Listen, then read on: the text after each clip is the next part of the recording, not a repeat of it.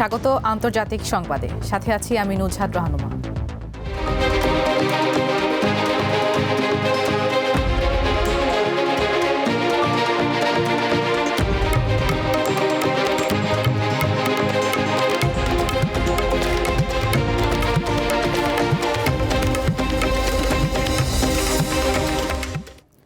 কম্বোডিয়ার সঙ্গে সীমান্তে প্রায় এক সপ্তাহ ধরে চলা সংঘর্ষের মধ্যেই আইনসভা ভেঙে দিয়েছেন থাইল্যান্ডের প্রধানমন্ত্রী অনুতিন চানভিরাকুল।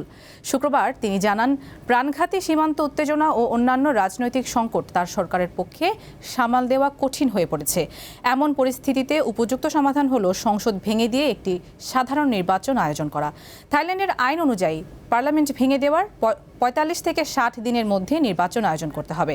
ফলে আগামী বছরের জানুয়ারির শেষ বা ফেব্রুয়ারির শুরুতে নির্বাচন হওয়ার সম্ভাবনা রয়েছে। গত সেপ্টেম্বরে নৈতিকতা লঙ্ঘনের অভিযোগে তৎকালীন প্রধানমন্ত্রী পেতংতান সিনাওয়াত্রাকে পদচ্যুত করে থাইল্যান্ডের সাংবিধানিক আদালত। এরপর অনুতিন দেশটির প্রধানমন্ত্রী নির্বাচিত হন।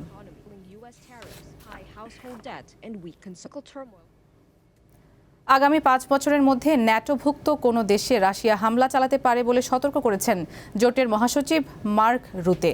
স্থানীয় সময় বৃহস্পতিবার জার্মানিতে এক অনুষ্ঠানে মার্ক বলেন, ন্যাটোর বিরুদ্ধে রাশিয়া এরই মধ্যে গোপন অভিযান বাড়িয়েছে, ফলে জোটভুক্ত দেশগুলোকে বড় কিছুর জন্য প্রস্তুত থাকতে হবে। তবে চলতি মাসের শুরুতে রাশিয়ার প্রেসিডেন্ট ভ্লাদিমির পুতিন জানান, ইউরোপের সঙ্গে যুদ্ধে জড়ানোর কোনো পরিকল্পনা তার নেই, কিন্তু ইউরোপ যদি যুদ্ধ শুরু করতে চায় তাহলে রাশিয়া প্রস্তুত আছে। সম্প্রতি রাশিয়া ইউক্রেন যুদ্ধ বন্ধে ব্যাপক তৎপরতা বাড়িয়েছেন যুক্তরাষ্ট্রের প্রেসিডেন্ট ডোনাল্ড ট্রাম্প। এর মধ্যেই ন্যাটো মহাসচিবের এমন মন্তব্য ইউক্রেনের শান্তি প্রতিষ্ঠায় বাধা হতে পারে বলে আশঙ্কা করছেন রাজনৈতিক বিশ্লেষকেরা।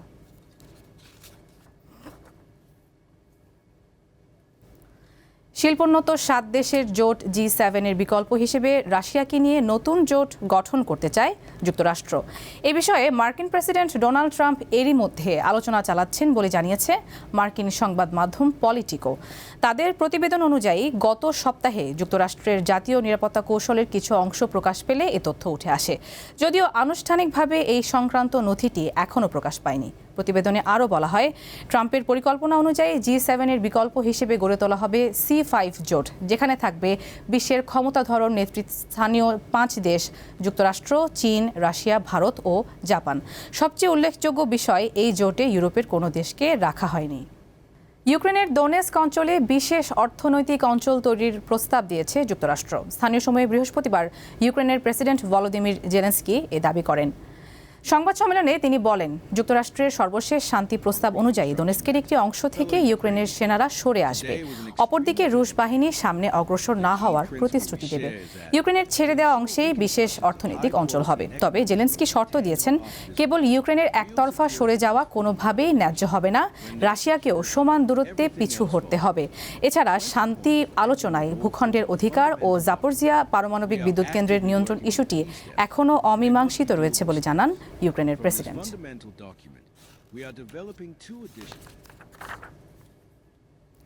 বড়দিন সামনে রেখে এখন ব্যস্ত ভারত শাসিত কাশ্মীরের হস্তশিল্পের কারিগররা।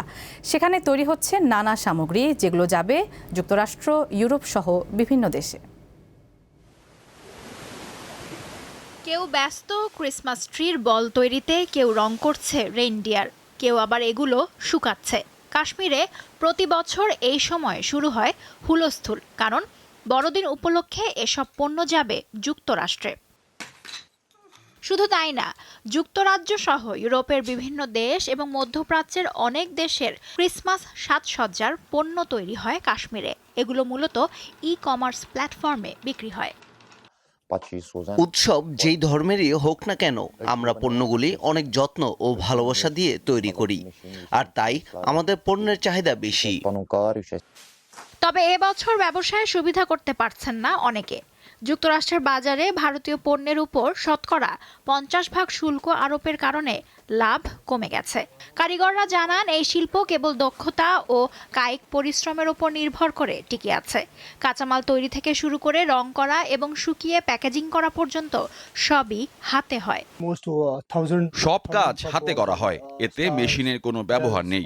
এটি আমাদের নিজস্ব শিল্প, যা সম্পূর্ণরূপে দক্ষ হাতের উপর ভিত্তি করে তৈরি হয়।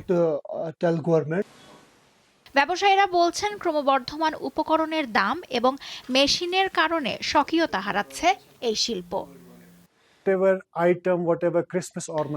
যুক্তরাষ্ট্রে অতিরিক্ত শুল্কের কারণে এবছর ক্রিসমাসে আমাদের পণ্যের অনেক চালান বাতিল হয়েছে, তাই সহযোগিতার জন্য আমরা সরকারের দৃষ্টি আকর্ষণ করছি।